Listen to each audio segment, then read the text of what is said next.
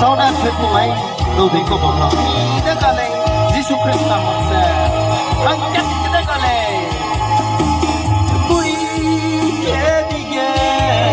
lung bông xe rồi về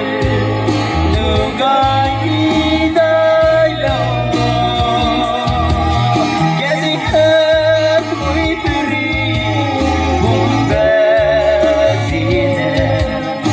rồi dậy đi mong lòng lên cầu bằng sẽ đây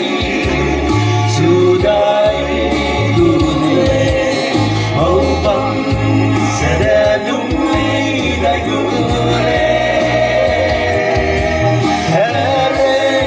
bom sẽ đúng bằng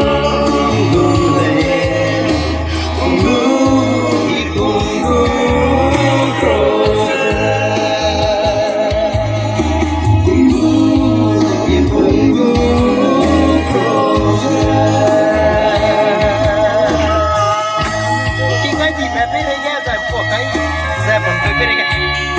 Rồi lấy vào hình là bên phía sau đó.